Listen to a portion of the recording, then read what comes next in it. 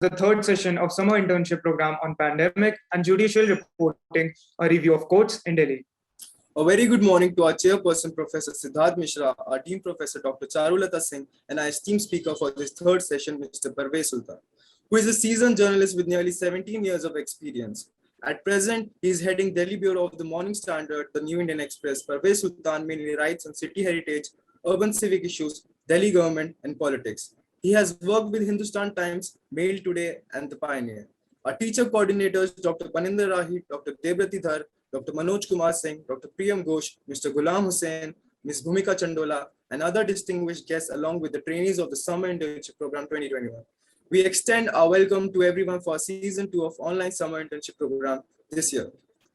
This program has been organized for the students of second semester by the Vivekananda School of Journalism and Mass Communication in order to provide industry insights and knowledge. This is done by creating a platform for engagement with print media industry experts.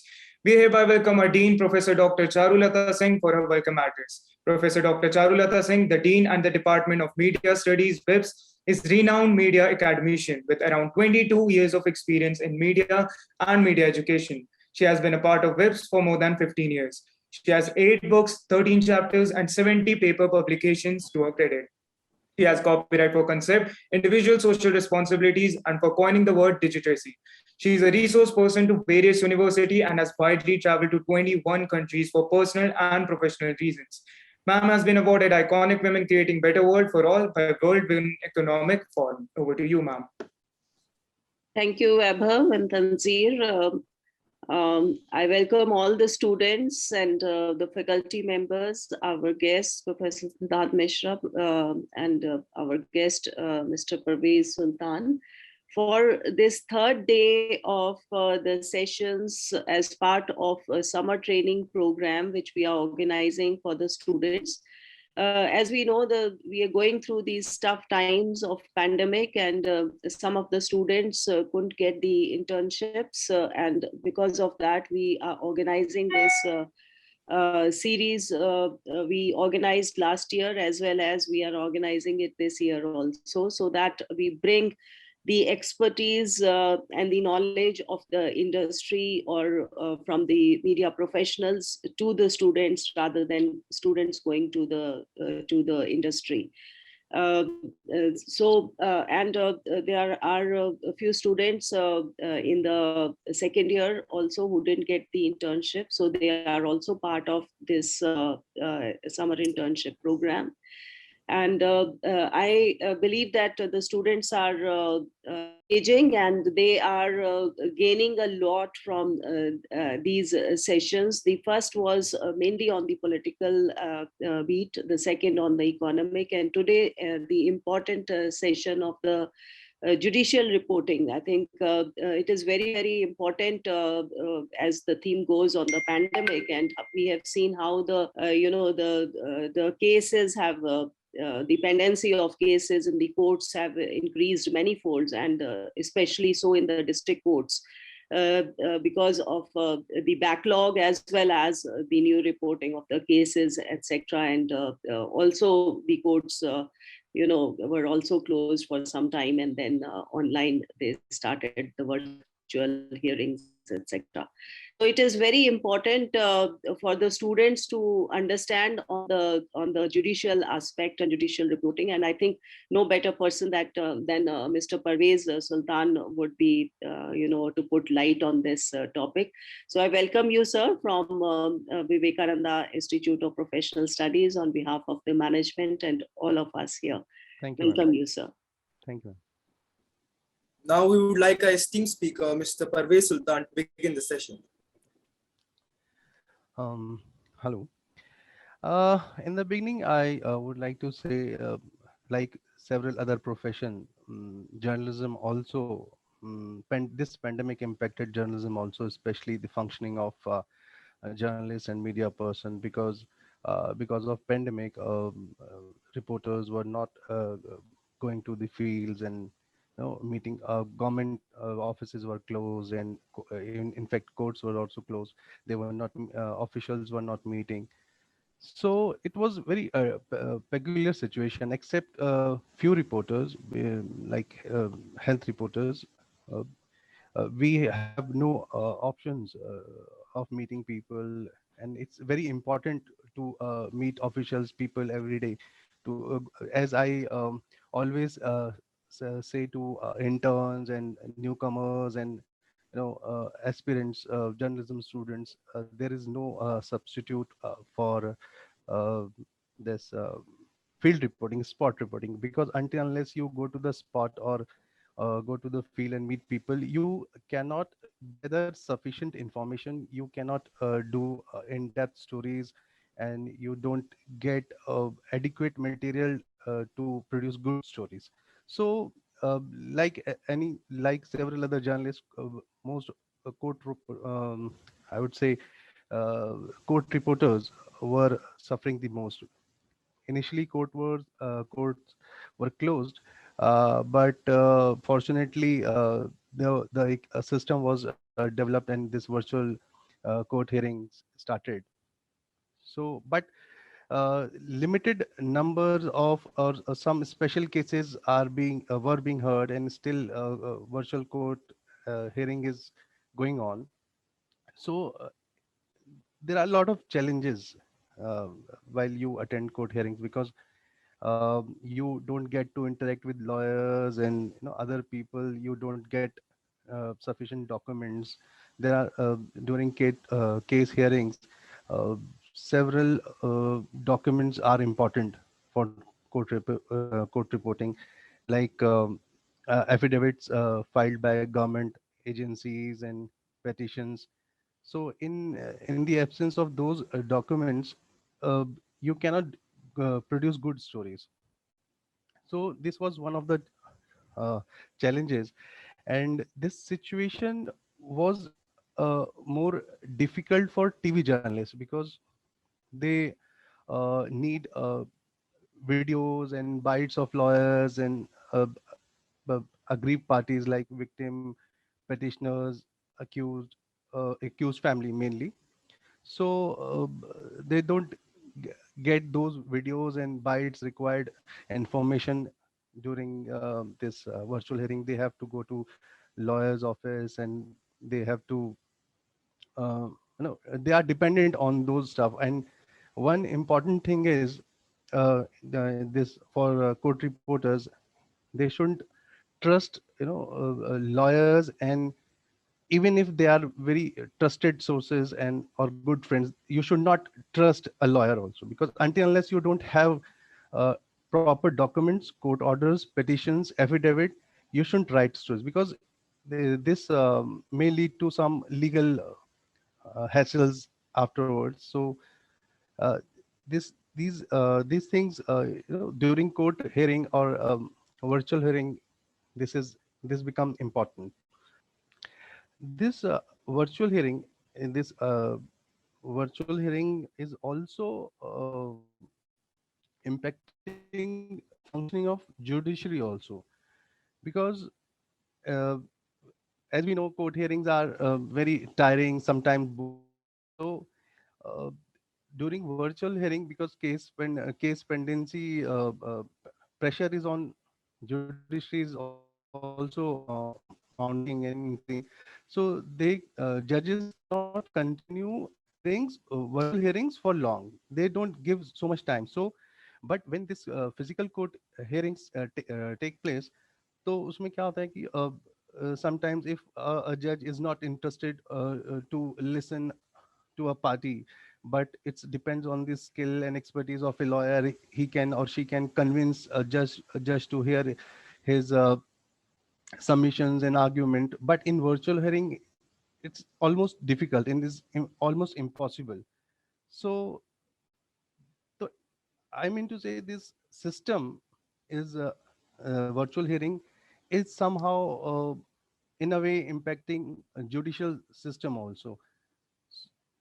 And this thing is important when when you go for statement recording.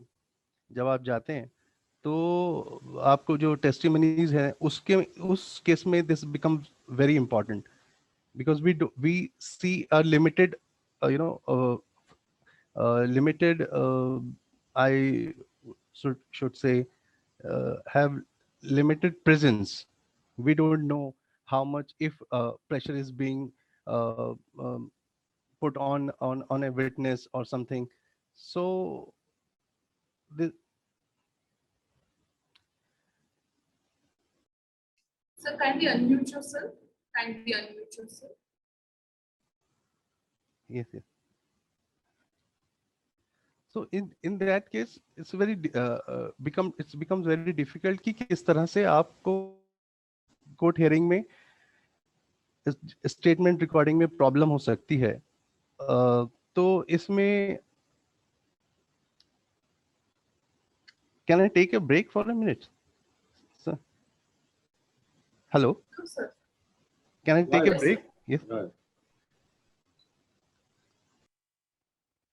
I think some of the students, you can keep some questions ready regarding the the judicial reporting, and the faculty also, so that you help the session going. Hello, can you Yes, hear please, me? please begin. Sorry, Please sorry. continue. Please continue. So I was saying कि आप जब तक court hearing attend नहीं करते हो और वहाँ पे लोगों से मिलते हो, वर्चुअल हियरिंग में जो स्कोप होता है वो बहुत लिमिटेड होता है. जब तक आप लोगों से, लॉयर से नहीं मिलते हो, कोर्ट में नहीं मिलते हो, तब तक आपको वो प्रॉपर डॉक्यूमेंट्स, एफिडेविट्स वगैरह नहीं मिलते हैं.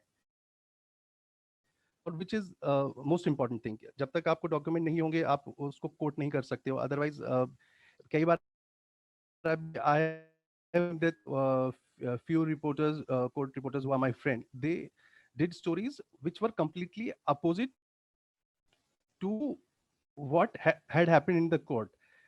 जब ऑर्डर और जजमेंट आया, उसमें उसमें जो मैटर था, मतलब जो उसमें ऑब्जर्वेशन थी, वो टोटली अपोजिट, बिल्कुल अलग थी. तो fortunately court didn't take cognizance of those news report. But अगर वर्चुअल फिजिकल हियरिंग होती है तो इस तरह का कंटेंट होता है वो नहीं होता.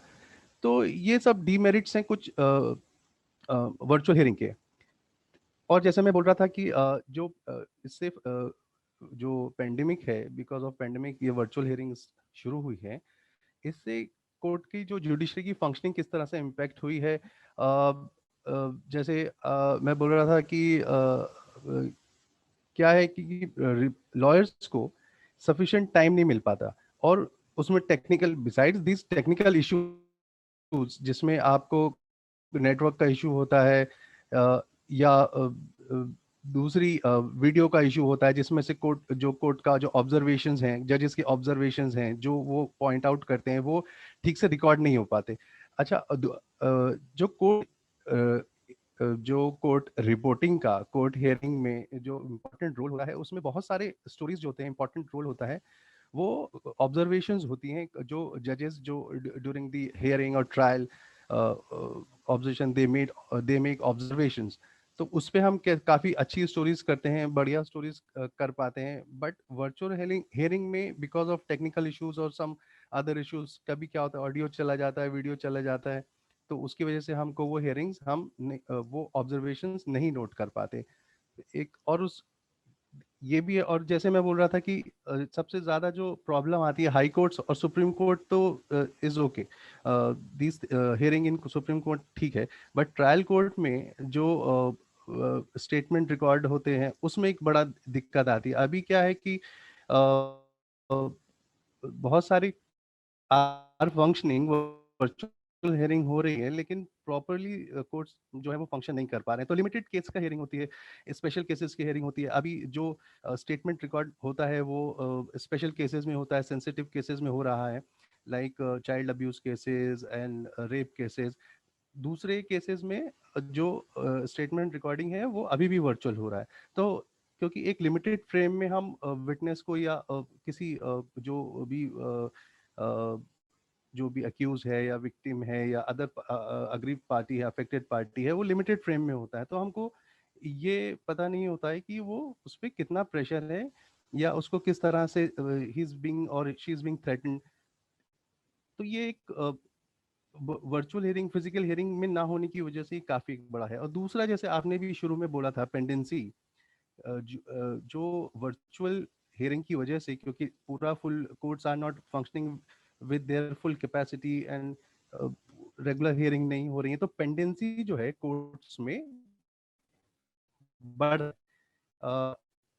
According to national data grid जो मैनेज करते हैं डेटा पेंडेंसी ट्रायल्स, तो पूरे कंट्री में अभी जो पेंडेंसी है वो कोर्ट केसेस की 4.3 मिलियंस है पेंडेंसी। और ये एक स्टडी के बाद ऑब्जर्वेशन है कि ड्यूरिंग पेंडेमिक जो ये पेंडेंसी है हैज इंक्रीज बाय 20%। तो दिल्ली में ही इनफैक्ट सुप्रीम कोर्ट में 60,000 केसेस अभी हैं पेंडिंग, और जो डिस्ट्रिक्ट कोर्ट है हमारा 7 डिस्ट्रिक्ट कोर्ट्स, उसमें more than 10 lakh cases are pending, जिसमें से 8.5 लाख जो है वो क्रिमिनल केसेस हैं। And I was talking to some lawyers and senior police officials, they were saying this pandemic has increased life of a case. We cannot determine कि कितना दिन तक एक केस चलेगा, but it generally takes 7 to 8 years depending on the situation.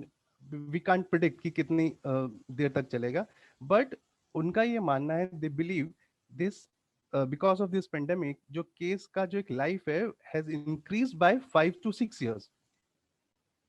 So मतलब अगर if एक case जो है 7 से 8 साल में खत्म हो जाता, उसको कंप्लीट होने में it may take 12 years or 11 years, क्योंकि I have seen myself when I was covering High Court in 2007 or 8. There was some writing case. The court was hearing. उसमें lower court से judgment आया था और उसमें appeal हुआ. उसमें around 20 to 24 accused थे. उनको bail मिल गया क्योंकि जजमेंट के बाद फौरन एक अर्जेंट हियरिंग हुआ और उसमें उनको बेल मिल गया। लेकिन वो केस हाई कोर्ट में रेगुलर हियरिंग के लिए अभी तक नहीं आया। मतलब आई थिंक 2007 से 14 इयर्स, 14 साल हो गए। उसमें वो जो लड़का था वो बैचलर था, अभी उसकी शादी हो गई है, एक he has a child also. तो इस तरह से पेंडेंसी कैसे जुडिशरी को भी इनफैक्ट पेंडेंसी जुडिशियल फंक्शन को भी इम्पैक्ट कर रही है, और किस तरह से ये मतलब पूरा सिस्टम तो है और एक इंडिविजुअल लाइफ को भी कैसे इम्पैक्ट करती है, ये उसका एक एग्जांपल है जो मैंने खुद देखा है। और इसमें जैसे मैं बोल रहा था कि ये पेंडेंसी तो वन एक इशू है ही। उसके बाद जो जर्नलिज्म में मेन जो प्रॉब्लम है खासकर टीवी जर्नलिस्ट का, तो उसमें जो हमको एक तो डॉक्यूमेंट्स मिला, थोड़ा वर्चुअल में प्रॉब्लम था, जैसे मैंने शुरू में कहा इनिशियली कि वहाँ पे डॉक्यूमेंट्स नहीं मिलते हैं। और डॉक्यूमेंट्स में क्या होता है कि जब हम फिजिकल हियरिंग में होते हैं, कई बार जो रेगुलर रूटीन स्टफ है लाइक एफिडेविट मिल जाते हैं, लेकिन हमको केस फाइल देखने को मिलती है। केस फाइल जो जब हम देखते हैं तो उसमें ना बहुत सारे डॉक्यूमेंट्स कॉन्फिडेंशियल, तो आई विल नॉट से वो कॉन्फिडेंशियल होते हैं, बट वो पब्लिक डोमेन में नहीं होते हैं। तो वो हमको वहां पर देखने को मिलते हैं, और वो एक केस से रिलेटेड तो होते ही है, बट हम उसको एक रेगुलर रिपोर्टिंग रूटीन स्टोरी तो हम कर ही सकते हैं उससे। बट वो जो डॉक्यूमेंट्स इंफॉर्मेशन हो सकता है फॉर द टाइम बिंग वो हमारे काम के नहीं हो, लेकिन बट अगर हम if you want to do a series of stories और एक इन डेप्थ स्टोरी करना चाहते हैं और फ्यूचर रेफरेंस के लिए भी वो हमको मिल जाते हैं। तो एक वर्चुअल हियरिंग में ये तो प्रॉब्लम हो ही रही है। अपार्ट फ्रॉम दिस जुडिशरी का जो फंक्शनिंग है इम्पैक्ट, और इसमें एक और चीज़ हो रही है कि बहुत सारे जो लॉयर्स हैं they are not very tech friendly. तो उसमें जो बड़े जो इम्पोर्टेंट केस, अच्छा, और फिर जब जो फिजिकल हियरिंग होती है तो आपको काफ़ी देर कोर्ट में रहना पड़ता है, तो बड़ा टाइम कंज्यूमिंग प्रोसेस होता है। जो लॉयर्स हैं वो सारे केसेस मतलब लिमिटेड केसेस ही हैंडल कर पाते हैं। वर्चुअल हियरिंग में क्या हो रहा है कि एक तो आई हैव सीन, जैसे I talk to my court reporters, उसमें क्या होता है कि थोड़ा कम पीरियड, थोड़ा कम टाइम देना पड़ता है, तो जो कुछ अच्छे लॉयर्स हैं उनको काफ़ी केसेस मिल रहे हैं। और क्या होता है, दूसरे जो लॉयर्स हैं जो इतने टैक्स सेवी नहीं हैं, और या जो मत वो केसेस उनको ऐसे मिलते थे कि अगर कोई सीनियर लॉयर वो केस हैंडल नहीं कर पा रहा है या उसके पास टाइम नहीं है, तो वो केसेस उनको मिल जाते थे नॉर्मली। बट इसमें क्या हो रहा है कि कुछ ही लॉयर्स के पास, सुप्रीम कोर्ट में, हाई कोर्ट में, कुछ ही लॉयर्स के पास वो सारे केसेस जा रहे हैं। तो ये this is one of the issues कि लॉयर्स को भी काफ़ी इम्पेक्ट कर रहा है। हम सोचते हैं कि जर्नलिस्ट ही इस तरह की पेंडेमिक में और इस तरह की वर्चुअल हियरिंग की वजह से हम लोग we are facing challenges and difficulties. But lawyers भी जो है, लॉयर्स भी से थोड़ा सा they are struggling to handle cases. These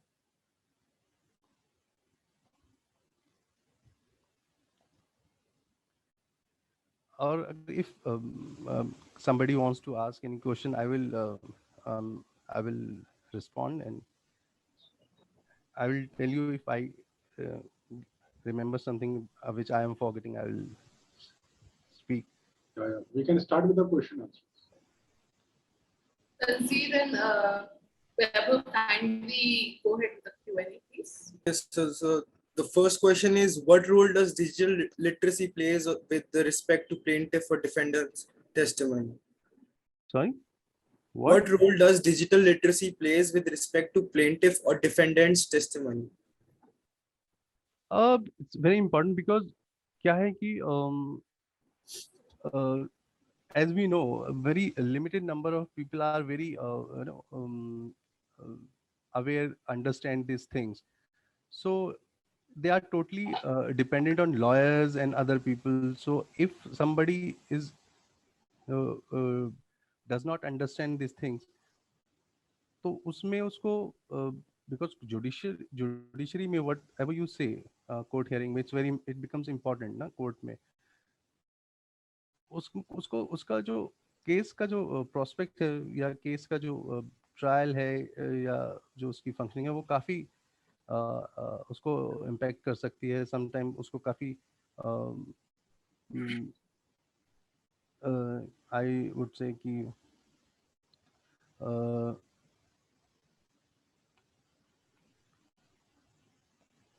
उसका जो केस का जो पूरा एक उसका टर्न अराउंड हो सकता है, मतलब उसके अगेंस्ट भी जा सकता है, तो उसको पूरा समझना डिजिटल होना चाहिए। अदरवाइज आई वुड से कि ये जो वर्चुअल हियरिंग जो है, इसकी वजह से काफ़ी लिमिटेड लोगों को जो है एक्सेस है, I would say. So the other question is, how does media trial impact judicial activism? Judicial activism because क्योंकि लिमिटेड हेयरिंग हो रही है, और लिमिटेड हेयरिंग्स में मतलब कि इम्पॉर्टेंट केसेस जैसे पेंडेमिक में ऑक्सीजन और जो गवर्नमेंट फंक्शनिंग, मेनली वो केसेस थे। पीआईएल्स पे जो मेनली पीआईएल्स जो होती हैं वो जो एक्टिविज्म के लिए ज़्यादातर यूज़ होती हैं, उसमें पब्लिक इंटरेस्ट के जो सब्जेक्ट हैं, मैटर्स हैं, दे आर पीआईएल्स में, वो they are part of PILs. तो उसमें, और फिर दूसरा क्योंकि रेस्ट्रिक्शंस हैं पेंडेमिक की वजह से, अदर रेस्ट्रिक्शंस हैं, तो वो एक्टिविटीज़ अब नॉर्मल रूटीन एक्टिविटीज़ नहीं, बड़ा लिमिटेड है। तो कोर्ट जो है, अगर अनटिल वो सब्जेक्ट या कोई पीआईएल या कोई मैटर्स बहुत ही इम्पोर्टेंट है, तो कोर्ट ने वो सब मैटर्स को इतना सुना नहीं है। जैसे कि अभी आई वाज उन्होंने 370 जो है आर्टिकल 370 एब्रोगेशन को, उसको चैलेंज किया, लेकिन वो पेंडेमिक की वजह से उसको रेगुलर हियरिंग पे नहीं आ पा रहा है सुप्रीम कोर्ट में। तो इम्पैक्ट तो होता ही है, क्योंकि इसमें जो व्हाट आई अंडरस्टैंड जो कोर्ट्स हैं, वो बहुत ही जो अटमोस्ट प्रायोरिटी है इमरजेंसी केसेस, उसी को ही टेक अप करे। तो in a way we can say yes, judicial activism या जो है उसको थोड़ा इम्पैक्ट किया है, बट यस, सिर्फ इम्पोर्टेंट केसेस ही जो है इस वक्त कोर्ट टेक अप कर रही है। So the next question is, Could you please throw some light on the vulnerability of data or cases of data breach in virtual courts? I don't think so कि इसमें कोई data breach होता है, but yes there are issues. थोड़ा सा जो एक decorum है वो इस वेरी डेटा ब्रीच में वी कैन से कि ऐसा कुछ, क्योंकि ऐसा कुछ बहुत ही, अगर कोई कॉन्फिडेंशियल रिपोर्ट होता है वो सील्ड कवर में होता है, वो those details and facts are not discussed ना ओपनली इन ओपन कोर्ट. तो बट ये है कि इसमें जैसे जूही चावला वाला केस था, उसमें थोड़ा अजीब सा सिचुएशन हो जाता है. जैसे जूही चावला का एक पिटिशन था 5G के अगेंस्ट, उसमें एक मिसक्रिएंट एक कोई ऑन वर्चुअल हियरिंग में वो ऐड कर गया, एक था, I don't remember his name. वो बार बार he was creating some disturbance, singing songs and all. तो ये एक vulnerability है. But I don't think so कि data breach is बहुत कुछ ज़्यादा उसमें scope है इस तरह का data breach के बाद. Sir, in your opinion, would you say that virtual courts as in hearings are feasible and sustainable in the long run or not? No, I don't think so. It's very virtual courts are very tiring. It's not possible, you know. इसके पास का इसमें जो एक exhaust हो जाता है, mentally exhaust है. और as I told you in the beginning कि बहुत लिमिटेड को है वर्चुअल हियरिंग में ना, जिस तरह से रेगुलर फंक्शनिंग करती है, रेगुलर हियरिंग होती है. क्योंकि जब फिजिकल हियरिंग होती है कोर्ट्स में तो जजेस और बहुत सारे जो लॉयर्स है बड़े पेशेंस, मतलब उस पर they can give more time, उसको सुनते हैं. बट वर्चुअल हियरिंग में इट्स नॉट पॉसिबल, क्योंकि it's a make gap arrangement. Ultimately you can not continue with all this things. और ये जो because of technology, softwares and WhatsApp, it's very easy to share documents, affidavit. But you know, cross examination when courts want to counter questioning, वो सब नहीं हो पाती है. तो it's not possible कि virtual court को हम continue कर पाए. It's not, I think, feasible. In rural India, where digitization is still weak, justice during the time of pandemic is not only delayed but also denied. Yes, So, yes. Can you repeat your question? In rural India, where digitization is still weak, justice during the time of pandemic is not only delayed but also denied. Yes, yes. As I told him अभी पिछले last question में, it's very difficult. इसी वजह से we cannot continue, क्योंकि digitization तो एक fancy term है, we can say, but you know it's very, apart from this metro and 2-tier cities or 3-tier cities, जो digital connectivity है वो बड़ा issue है. हाँ, तो बड़ा मुश्किल है इस तरह से कर पाना. और उस तरह से इवन जो काफ़ी लॉयर्स हैं और जजेस भी हैं, वो भी इतने फ्रेंडली नहीं है. They don't understand these things. तो वहाँ बड़ा रूरल एरिया में तो इट्स वेरी डिफिकल्ट इस तरह का डिजिटल कंटिन्यू कर पाना, obviously. So, since language of law is convoluted, what can a common citizen do with their knowledge? इसमें I don't think so. Knowledge of legal terms and Yes, sir. Legal terms. Legal terms, I don't think so कि common man कोई एक case में इसको इतना समझने की कोशिश करता रहा. लॉयर्स को यही एक ना, एक लेक्यूना, एक गैप है जुडिशरी में. जुडिशरी क्या है? सिस्टम एडमिनिस्ट्रेशन है पूरा, एक जो एक प्रॉपर फंक्शनिंग से गैप. बहुत बहुत बार ही जो भी मतलब अगर वो पिटिशनर है और विक्टिम है और कोई भी अग्रीव अफेक्टेड पार्टी है, वो इतना सिस्टम को समझ नहीं पाता है और समटाइम्स कुछ कोशिश भी नहीं करते हैं. और मेनली लॉयर्स उसको एक्सप्लेन भी नहीं करते हैं. तो उससे कुछ ऐसा इम्पैक्ट तो नहीं होता, बट यस एक गैप तो रहता ही है. और कुछ लोग समझने की कोशिश करते हैं, बट टर्म्स इतना कॉन्वोल्यूटेड नहीं है. लेकिन बट सिस्टम ऐसा है ना जुडिशरी का, वेरी डिफिकल्ट. तो हमको वो पूरा डिपेंड होना पड़ता है लॉयर पे ही. हम लॉयर पे डिपेंड होते हैं. What should a common citizen do in order to enhance their knowledge? To understand this legal. Yes, sir. Main source तो क्योंकि हम अगर सोचे डिजिटल या ये गूगल सर्च और ये सब है, वो तो लिमिटेड लोगों को अवेलेबल है। हम we are totally dependent on lawyers, उन्हीं से ही वी कैन। और इफ हम ज़्यादा ही सोशली अवेयर हैं अपने राइट्स के बारे में और वी वांट टू अंडरस्टैंड, तो we can read books, obviously law books, and interact lawyers and जो करंट जजेस हैं, वेरी डिफिकल्ट उनके साथ इंटरेक्शन होना फॉर, अगर कॉमन मैन के लिए तो it's very difficult to access them, but yes books हैं और लॉयर्स हैं, उनसे we can go and understand. Difficult no. How is the measure of contempt different from virtual hearings? Contempt Different from virtual hearings. Different from from virtual hearings. So cases of contempt in the virtual hearing. That's what we are. Is there any instance of contempt of court in the virtual hearings? yes, I जैसे मैंने बोला, I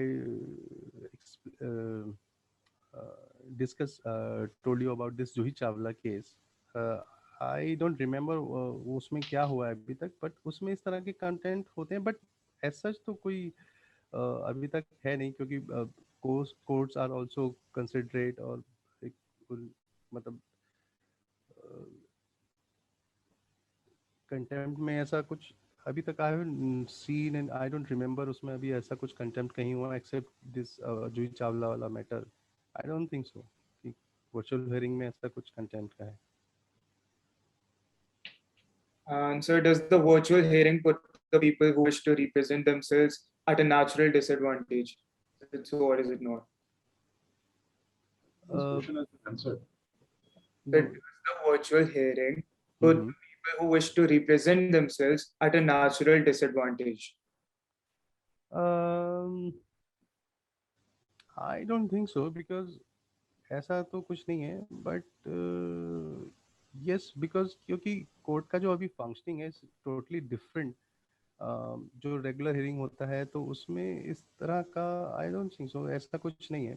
they can appear, उसमें ऐसा कोई restrictions है नहीं, आपको you get links and you can appear.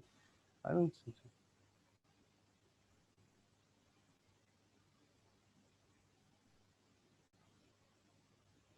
Next question.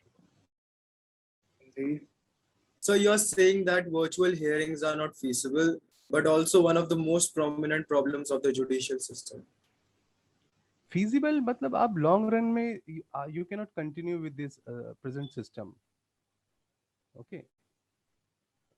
What was your second point? So you said that virtual hearings are not feasible, but also it's one of the most prominent problems of the judicial system. Feasible, you have to repeat the entire question. You're not repeating the entire question. It doesn't say that. If you're reading Aryan's question, the question is, sir, let me repeat it on his behalf. It says, since virtual hearings are not feasible, but one of the most prominent problems that we see as part of the judicial system is the number of pending cases that comes in because of the virtual hearings. So how can this problem be eliminated in any time soon? A pendency of cases. Pendency of cases. Yes, sir, because of the virtual hearings. I don't. अभी I think कि ऐसा कोई mechanism तो नहीं है, because pendency obviously is, जो pendency is increasing is obviously matter of concern for everyone, administration, government and judiciary. ये तो बहुत पुराना मतलब ये ऐसा नहीं है कि पेंडेमिक में पेंडेंसी बढ़ गई हो, इट्स ओल्ड थिंग। उसमें हम एक काम कर सकते हैं, बिकॉज बहुत सारे हाई कोर्ट्स में और इवन सुप्रीम कोर्ट में जो वैकेंसीज हैं जजेस के, वो अभी बहुत हैं। मतलब अभी दिल्ली हाई कोर्ट का जो सैंक्शन स्ट्रेंथ है वो 52 जजेस का है, और अभी I think there are only 30 जजेस in the Delhi high court. तो हम ये कर सकते हैं कि नंबर ऑफ हम कोर्ट्स का स्ट्रेंथ बढ़ा सकते हैं, और जो हमारे वैकेंसीज अपॉइंटमेंट उनको टाइम पे कर दें।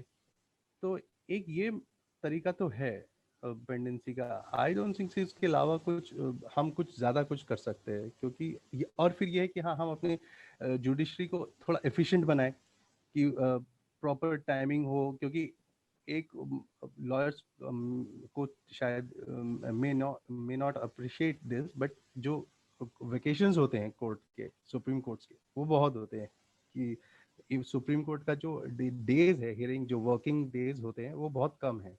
अब दिस क्वेश्चन इज डिबेटेबल, मतलब lawyers may have their own opinion and other clients may have their different opinion. तो उसको हम जो वर्किंग आवर्स हैं, और working hours means working days, हम उसको बढ़ा सकते हैं. तो एक तो कि हम जो वैकेंसीज हैं उनको हम जल्द से जल्द उनको पूरा कर लें कोर्ट्स में, डिस्ट्रिक्ट कोर्ट्स में, हाई कोर्ट्स में, सुप्रीम कोर्ट में, और जो वर्किंग डेज है वो थोड़ा बढ़ा दें.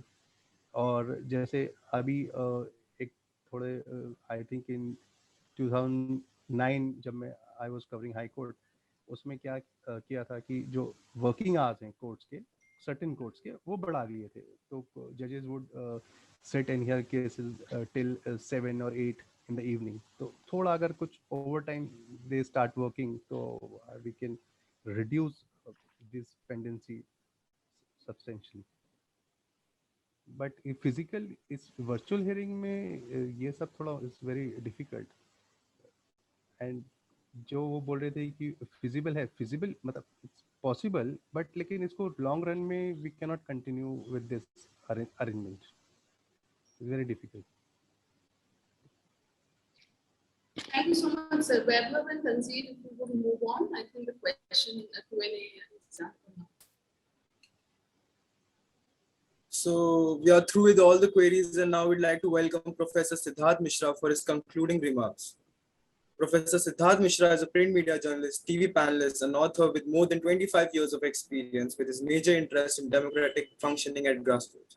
He has covered every general election since 1996 and been a legislative parliamentary reporter for several years. In the course of his reporting duties, he has traveled to the Gulf, Africa, Afghanistan, Taiwan, and Ireland. Presently, he is the chairperson of Media Studies, Vivekananda Institute of Professional Studies. Over to you, sir. Thank you. Thank you so much. Thank you, Pravesh. And Pravesh, thank you so much for having found a time from in middle of your office meetings. This is a time when the bosses of the news offices are busy with their morning meeting. But thank you so much for having found time for us and given us, first-hand information about the functioning of the courts. Virtual courtrooms cannot be a replacement for a kachari court in physical terms. आप लोग mass communication के student हैं. अगर आप भारतीय साहित्य को पढ़ेंगे या कहीं के भी साहित्य को पढ़ेंगे, तो उसके अंदर कोर्ट अपने आप में एक सोशल एंटिटी होता है, और उसके अंदर सिर्फ मुकदमे नहीं होते हैं. बहुत in fact in many small towns, districts around, it's also a place for social gathering. So when we do away with the physical courts and turn to what we call these virtual hearings, we are shutting down our social system altogether.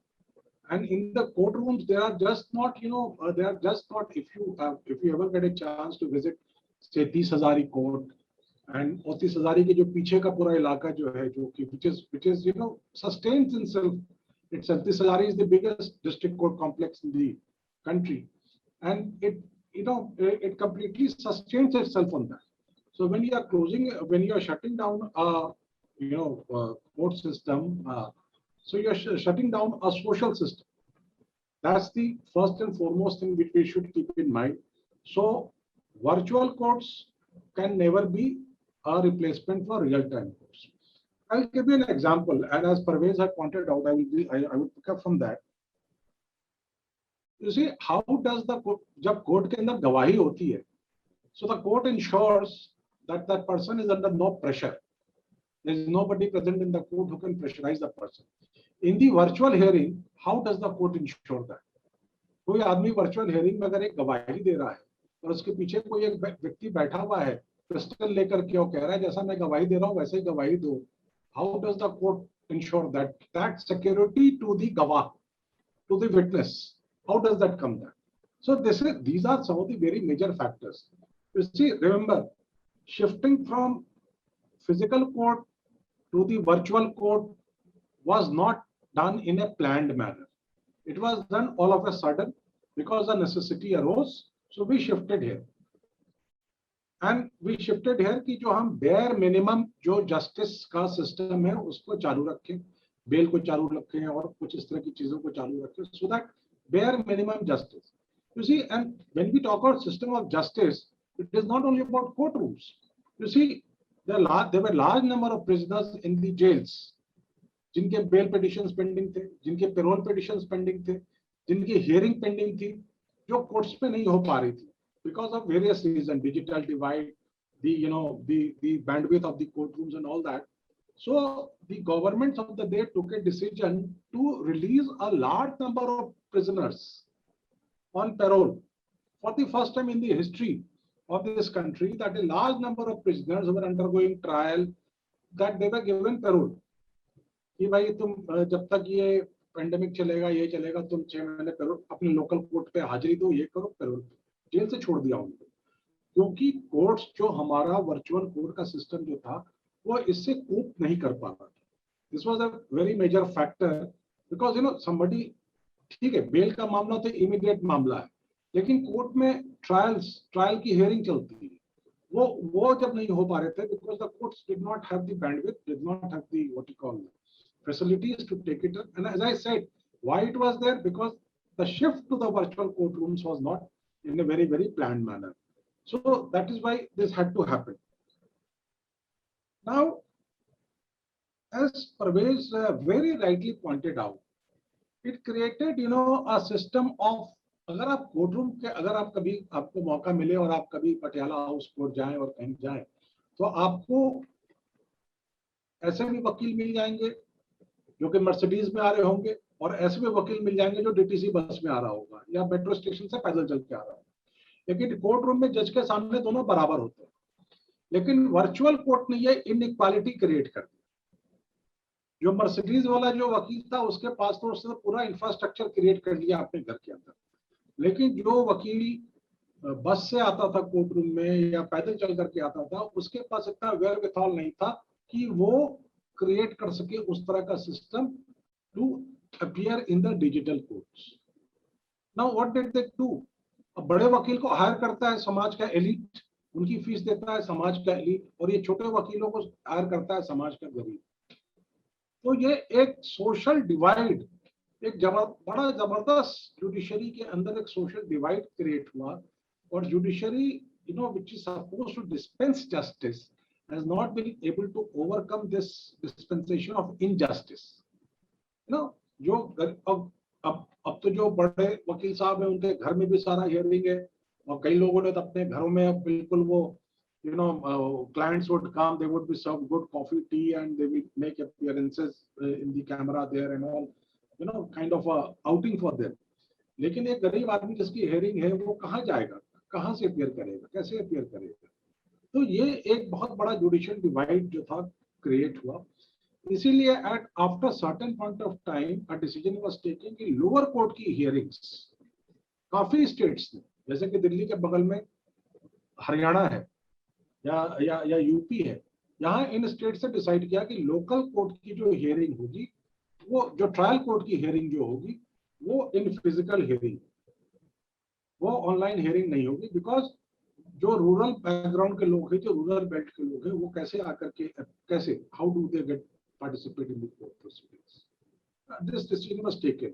Delhi के case में दोनों तरह की hearing चलती हैं, दोनों तरह की चीजें होती हैं. कभी Delhi, in fact Delhi in many matters, the Delhi government has been at a loss to take calls on what to do and what is to be done and what is not to be done.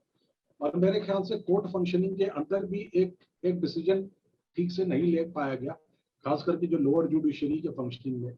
जो दिल्ली के 9 district courts हैं, 9 या 11 हो गया, 11 district courts हैं, उनके अंदर कैसे फंक्शनिंग करनी थी, क्योंकि origin of justice, system of justice तो वहीं पर होता है, उसके फंक्शन. सो एक there has been a turmoil.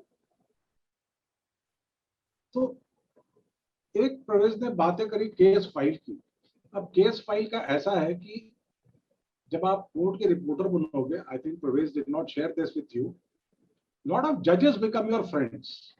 And you से जजेस आर आल्सो ह्यूमन बीइंग्स, उनके ऊपर भी बहुत प्रेशर्स होते हैं, उनके ऊपर भी बहुत होते हैं कि भाई जो लोग पावरफुल लोग हैं, आप देखिए अभी धनबाद में क्या हुआ, एक जज को माफिया ने उड़ा दिया, डिस्ट्रिक्ट जज को माफिया मोड हिम डाउन, और अभी तक उसके पीछे वो ऑटो ड्राइवर को पकड़ा है, उसके पीछे जो बड़े लोग थे कोई नहीं पकड़ पाया।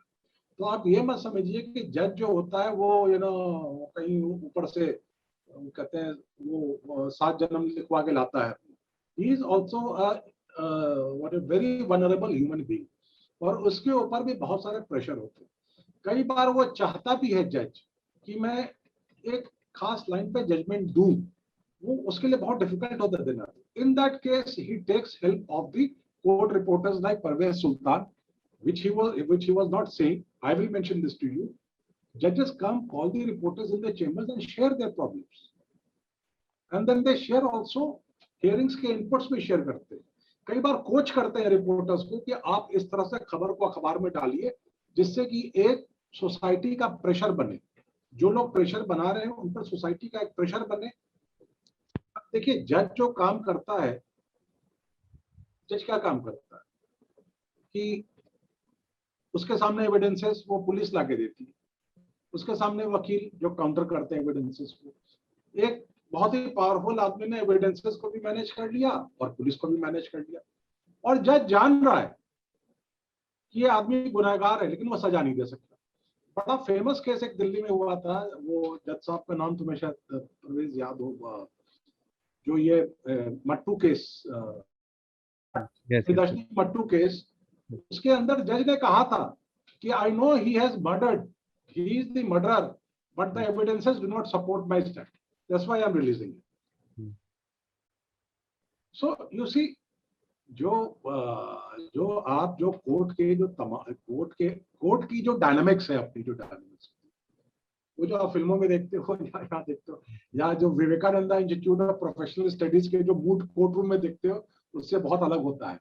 इनफैक्ट एक कुछ लोग फिल्म की शूटिंग, एक कोर्ट रूम की शूटिंग करना चाहते थे, they came to Vivekananda institute to use our moot court room for shooting, और जब उनके डायरेक्टर ने आया तो उसने रिजेक्ट कर दिया उसको, कहा कि इतना अच्छा तो कोर्ट रूम इंडिया में होता ही नहीं। Indian court rooms are, in fact वो जॉली एलएलबी सिनेमा अगर आपने देखा हो तो थोड़ी बहुत उसके अंदर एक गुंजाइश मिलती है जानने की। वकील को बैठने की जगह नहीं होती है, एक जज किसी तरह से बैठा होता है, छोटा सा कमरा होता है, और जज बेचारा, वो बड़ा बेचारा आदमी होता है जज, दिन भर में 100-125 केस उसने सुनने होते हैं, वो 100-125 केस की पढ़ाई करके आए, और शाम को कोर्ट राइज करने के पहले अगर उसने 5 बजे कोर्ट उठ भी गया तो चैम्बर में बैठ के फिर 2 घंटे 2.5 घंटे बैठ करके सारे ऑर्डर्स लिखवा करके चढ़वा करके जाता है। तो ऐसे सिचुएशन में जो और प्रवेश ने जो बड़ी अच्छी बात कही कि लॉयर्स आर नॉट डिपेंडेबल, क्योंकि लॉयर्स इन्फ्लुएंस लाते हैं पुलिस पे, इन्फ्लुएंस लाते हैं जज पे, और मीडिया का इस्तेमाल करते हैं to influence the what you call judiciary also. Here in this case जजेस के लिए मीडिया बड़ा उपयोगी हो जाता है कई बार, यू नो, एंड समटाइम जजेस also give a you know kind of pre notice to the lawyer, बुला करके बुलाते हैं चैम्बर में कि मैं इस लाइन पे जजमेंट देने जा रहा हूं, आप लोग कैन फ्लैश इट, और वो होता है। यस यस प्रवेश। सर मैं, जैसे आपने 2 पॉइंट बोले जो उसमें जो एक डिवाइड के बारे में आप बात करें कि डिवाइड है कि सर्टेन ग्रुप ऑफ लॉयर्स वो पूरा फ्लरिशिंग कर रहे हैं, ये सब ये रिसेंटली अभी जब दिल्ली बार काउंसिल ने पेंडेमिक में जब ये डिसाइड किया कि वो फ्री राशन देंगे, तो 30 हजारी कोर्ट में उन्होंने फ्री डिस्ट्रीब्यूशन राशन डिस्ट्रीब्यूशन का और कैंप लगाया। तो उसमें वो बार काउंसिल इतना शॉक था देख के कि उसमें ना जो लॉयर्स का जो लाइन था इतना लंबा लाइन हो गया, मतलब उन्होंने ये एक्सपेक्ट ही नहीं किया था कि लॉयर्स इतने परेशान होंगे कि वो जो उसमें 2000 के ही राशन दे रहे होंगे, जो किट था उसमें जो लिमिटेड राशन था, लेकिन लॉयर्स इतने परेशान थे इस वर्चुअल हियरिंग की वजह से। पूरा केसेस जो आपने बोला कि बहुत सारे केसेस नहीं हो रहे थे, limited number of cases were being heard in courts, तो उसमें इतना परेशानी थी कि वो लोग फ्री राशन लेने आए थे, विच वाज वेरी शॉकिंग कि इतना लंबी लाइन लग गया लॉयर्स के लिए। तो ये एक तो हुआ ही उसमें।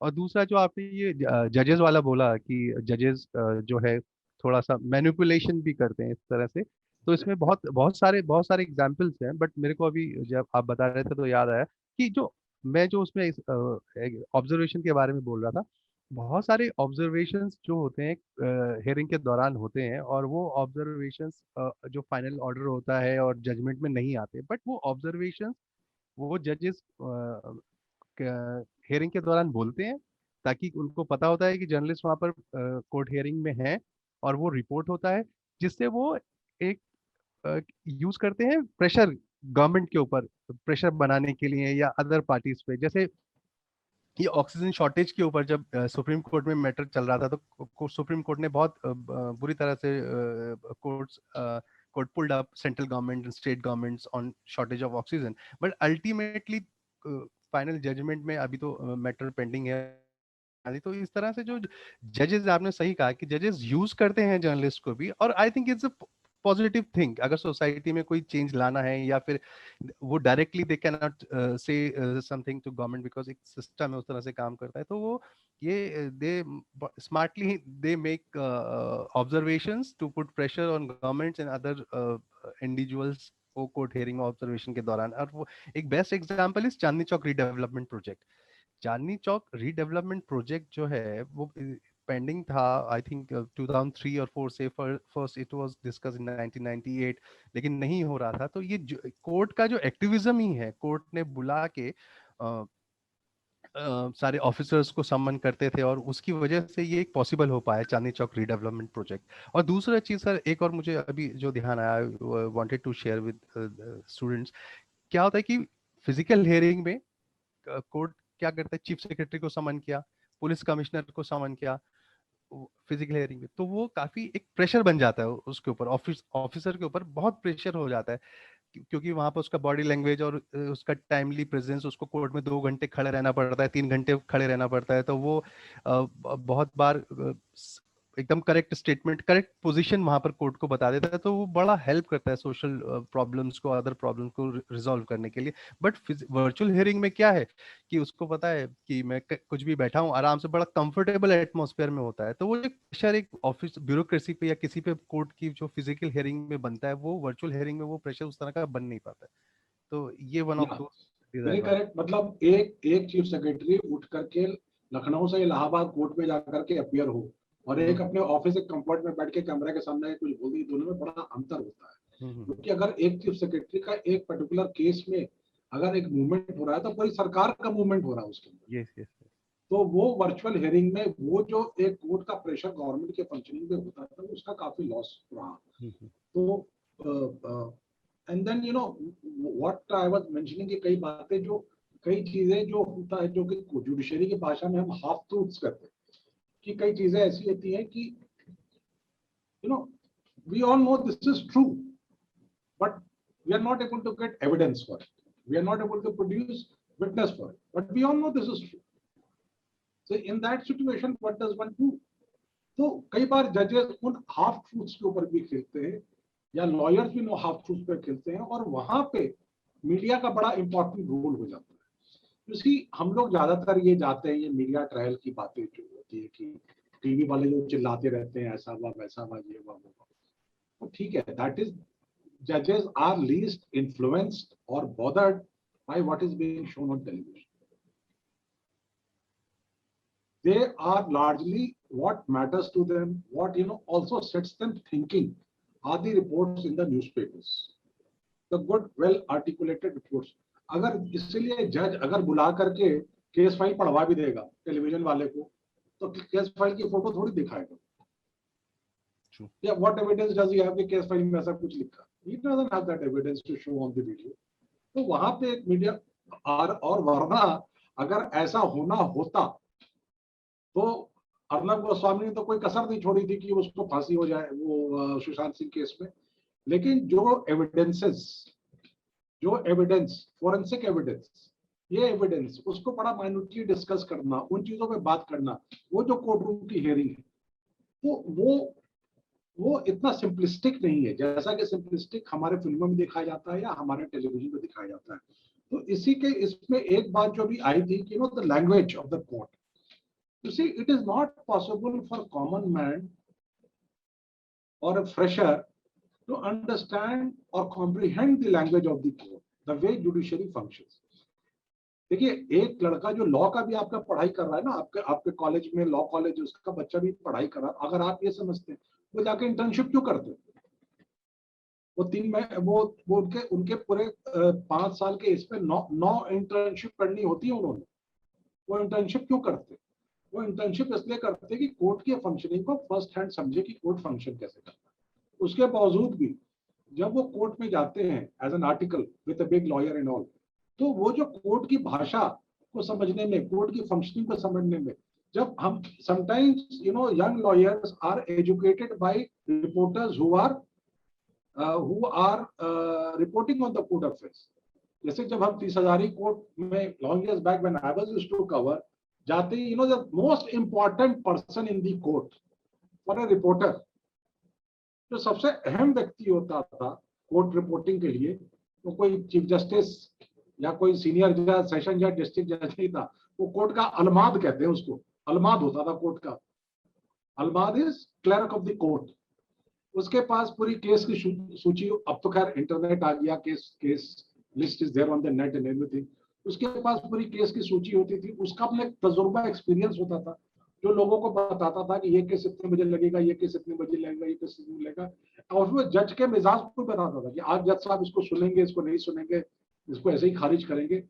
सो you see these kind of interactions which are happening in the actual courtrooms are not happening in the virtual courtrooms. It is like this, that we all have shifted also to telemedicine. But are we and our doctors are giving us ample time in telemedicine also. But the satisfaction, वो doctor जो आपके नब्ज पकड़ के देखता है या अपने हाथ से आपका टेम्परेचर लेता है, वो satisfaction और ये satisfaction में बहुत अंतर है. So same is true for virtual courtroom hearing and what you call real courtroom hearing. Then a very pertinent question was asked about that now that we have shifted to virtual courts, why not retain ourselves on this to reduce court pendency? So we'll come to court pendency later, shortage of judges. पहली बात जो है कि actually हम लोग shift करना चाहिए, कर रहे हैं। जैसे कई केसेस हैं जो कि ट्रैफिक कोर्ट, दिल्ली में बहुत बड़ा ट्रैफिक कोर्ट लगता है। ये जितने चालान काट रहे होते हैं, अगर आपने वो सारा कोर्ट पे जाता है, फिर कोर्ट की हियरिंग होती है, फिर वो एक वो 30 क्या नाम है उसका, 3 मूर्ति लाइन से ट्रैफिक का, वहां पर एक जज बैठता है। कई बार आप उस तारीख पे गए, जज आया ही नहीं, जज नहीं आया, फिर ये हुआ।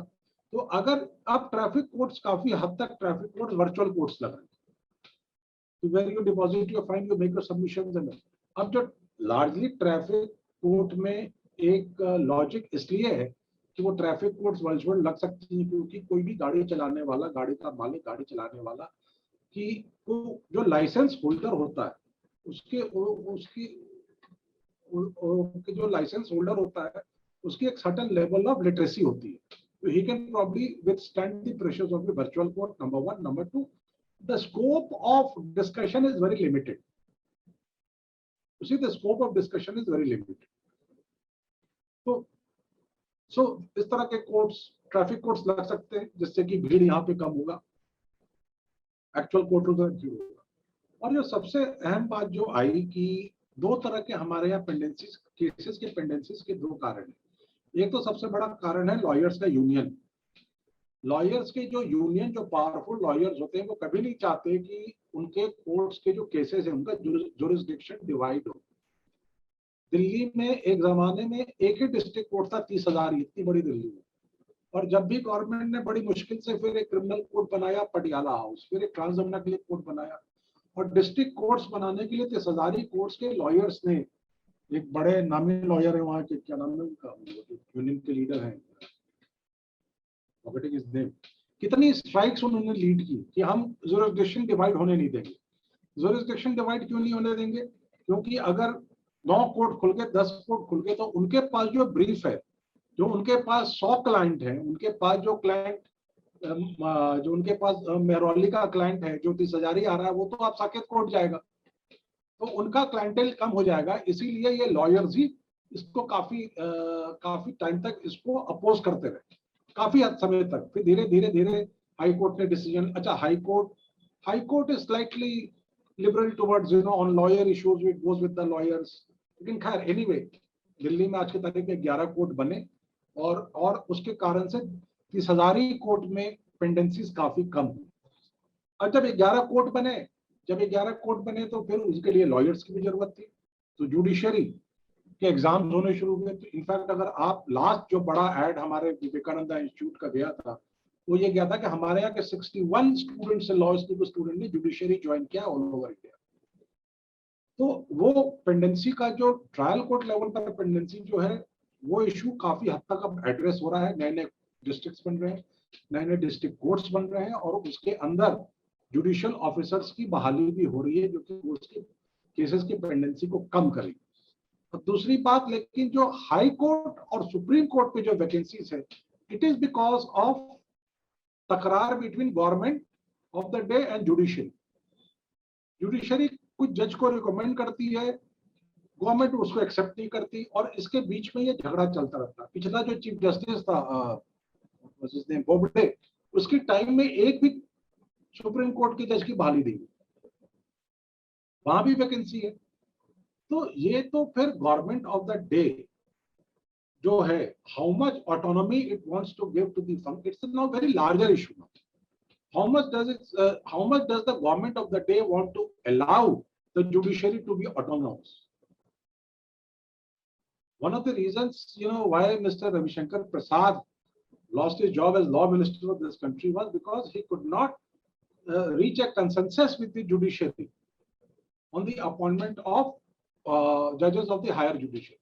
Supreme Court of vacancy, और जैसे इसने बताया, हाई कोर्ट में 22 जज की सीट्स खाली, और इसके पीछे कोई लॉ का एग्जाम नहीं होना है, कुछ नहीं होना है।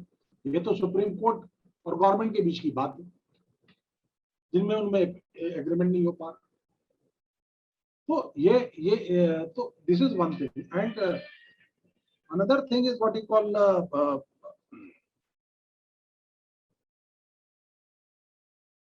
To see this data breach and leaks. अभी वर्चुअल में कोई डेटा ब्रीच नहीं हो रहा, वो लीक्स तो होते हैं जबकि एक्चुअल कोर्ट चलता है, जज बुला करके जब दिखाता है कि फाइल पे, तब होता है लीक्स। तो डेटा ब्रीच अभी तो कोर्ट में जो भी डेटा है वो तो पब्लिक डोमेन में है। आज के तारीख में आप उसके वेबसाइट पे चले जाओ, हाई कोर्ट की वेबसाइट पे चले जाओ, एफिडेविट्स वहां लिखे हुए हैं, ऑर्डर्स वहां लिखे हुए हैं, सब कुछ वहां लिखे हुए हैं। जो डिपोजिशन हो रहा है वो भी पब्लिक डोमेन में। तो इसके अंदर कोई डेटा ब्रीच वाली कोई ऐसी बात है नहीं। और जैसे इसने कहा कि जो कॉन्फिडेंशियल डॉक्यूमेंट जो है, या तो वो जज लीक कर सकता है या जिसने जमा किया वो लीक कर सकता है, जो कि इस सिचुएशन में बहुत डिफिकल्ट हो गया है आज की तारीख में। coming back to legal language is subject to the practices which have been there in different courts. अगर आप यहाँ से उठ के गुड़गांव चले जाओ, गुड़गांव में अभी भी उर्दू का, दिल्ली के कोर्ट्स तो बहुत रिफाइंड है, लेकिन आप गुड़गांव चले जाइए, वहां पे अभी भी उर्दू के अल्फाज इतने यूज होते हैं कोर्ट के अंदर, इतने ज्यादा यूज होते हैं कि it's very difficult to understand कि क्या है। But one thing good which is happening today with the expansion of judiciary and coming of a lot of fresh blood into judiciary, that now the judges themselves asked the plan to be made in simpler languages which are friendly. And if you see the judgments also which are coming out, court orders also which are coming out, and this has been and this should also make you let me share this experience with you, that today actually, and probably Parvez will bear this out to me, when I was used to be a court reporter in the 90s, कोई इक्का तुक्का women जज हुआ करती थी trial court में 30,000 में। लेकिन आज दिल्ली के जो 11 कोर्ट है, मुझे लगता है 50% जजेस in the trial court are women today.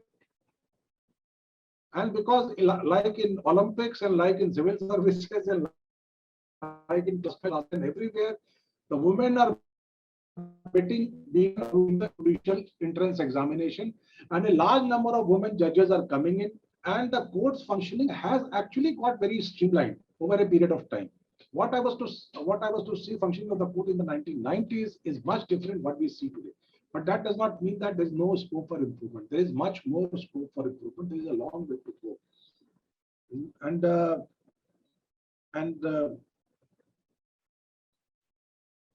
Last point I would make is that, and probably Parvez will agree with me this thing, that there are two beats in journalism. One is the crime beat and other is the court beat. अगर आपने ये दोनों beat cover नहीं किए तो आपने फिर वो कवर नहीं किया. You have not been a journalist, because this is where actually this is where the actually real life, real heroes emerge from. Neelam Krishnamurthy, that Upahar case. What's की तो देन है. Neelam Katara, that her son murder case. The mother of Nirbhaya कांड. ये सारे हमारे court के functioning की और कोर्ट रिपोर्टर्स की रिपोर्टिंग के कारण ही हमारे समाज में इतना बदलाव, इतना परिवर्तन आया. So I think you have, Parvez, thank you so much for having joined us today and having given first-hand information about functions of the court. And court के अंदर जो अलमाद होता है, जो फोटोस्टेट वाला होता है, जो जूस बेचने वाला होता है, they all are windows to so many judicial functionings. You last minute need a जमानती in the court, वो जूस वाले के पास जमानती होता है, वो जमानत दे देगा. You see, I as a common man, मैं ट्रैफिक कोर्ट में गया, मुझे जमानत देनी है, मुझे पता नहीं जमानत देना क्या होता है. You go to the juice वाला outside, he will tell you, he will arrange everything for you. Would you like to add something to that, Parvez? These out of court characters who are there in the court. yes sir, जैसे आपने photostat वाला बताया, because वो उससे इतना friendly होता है और वो ही understands our requirement court reporter requirements. तो उसके पास कभी जैसे इट हैपेंस कि कोई आया कोई लॉयर अपना पिटीशन का कॉपी कराने, तो वो एक्स्ट्रा कॉपी करके रख लेता था और उसे बोलता था कि ये देखो मुझे लग रहा है ये कुछ इंपॉर्टेंट है, ये आया था and they were discussing this things. मतलब उनकी वो बातचीत से ग्रुप ऑफ लॉयर्स और उससे वो उसको लगता था ये कुछ इंपॉर्टेंट है तो वो रख लेता था उसको कोर्ट का. फिर वो हमको बोलता था अगर ये तुम लोग को चाहिए तो फिर उसका वो फोटो कॉपी कर देता. उससे उसको बिजनेस भी मिल जाता था, बिकॉज एक पिटीशन का काफी नॉर्मली 50 to 60 पेजेस होते, काफी पेजेस होते हैं. तो इस तरह का होता था. या फिर लॉयर्स होते थे कि अगर मान लीजिए कुछ ऑर्डर है या कुछ डॉक्यूमेंट है तो वो मतलब ज्यादा पब्लिकली उसको नहीं करना है, तो वो एक सर्टेन फोटोस्टेट वाला या एक जूस वाला जो आपने बोला कि हाँ उसके पास छोड़ जाता था कि आप उससे ले लो. मतलब सीक्रेटली अगर मतलब आपको चुपचाप काम करना है तो इस तरह से काम मतलब होता है वहां पे. तो दे आर वेरी इंपॉर्टेंट. मतलब इंटरेस्टिंग है ये, इस पे भी वेरी इंटरेस्टिंग थिंग कि किस तरह से दे सपोर्ट मतलब facilitate things. In fact, I wanting to add to that, the juice walas and photostat walas, language of the court जो मैं कह रहा था, ये photostat वाले कुछ केस को इतना अच्छा समझते हैं, वो केस की बारीकियों को इतना अच्छा समझते हैं कि 30 साल से वो पिटीशन को फोटोस्टेट कर रहे हैं, एक एक बारीकी को समझते हैं. एक मेरा पर्सनल एक्सपीरियंस था लॉन्ग इयर्स बैक 97-98. एक फोटोस्टेट वाले ने मुझे बुला के दिया और वो there was to be a lawyer come a reporter called Nasir Sahara में.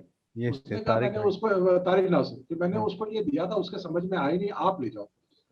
Now that was a petition a government official had filed saying ki why under CGHS scheme I cannot be treated abroad when these many people have been treated abroad.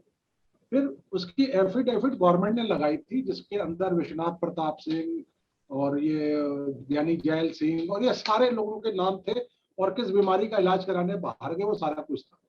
That was जिस समय RTI का जमाना नहीं था, इस तरह का information government से निकालना कोर्ट ने ऑर्डर किया था, गवर्नमेंट ने ये दिया, उसने मुझसे वो शेयर किया.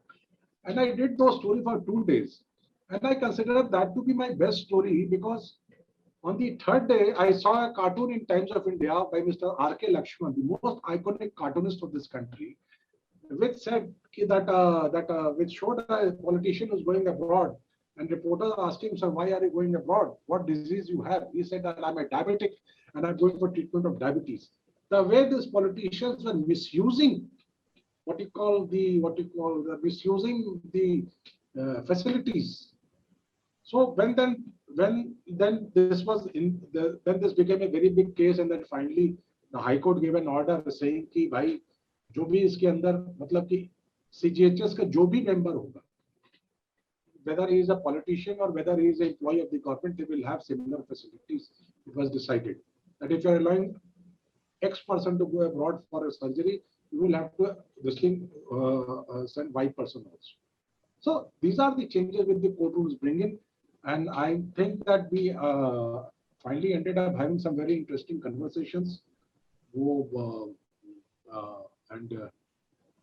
I think that's it. I think I have spoken enough for the day. And if there are any more queries the students may have after hearing this conversation, they can put it. We still have some time with us, or we can any query, any faculty, any student, anybody has any query on this. I think we're through with all the queries. Okay. Thank You all have what? At loss of words after hearing us? Yes. Thank you so much, sir, for your concluding remarks. We would now like to extend a vote of thanks to everyone who made this event possible. We thank the management of WIPS for giving us this platform to engage with industry experts. We thank our guiding light, our mentor, Siddharth sir, and Charulata ma'am, along with all the teachers, coordinators, and all the trainees. We hope you had a fruitful session. We now conclude the third session of the Summer Internship Program 2021. It's a request for all the trainees to kindly fill up the feedback form for the session. Thank you.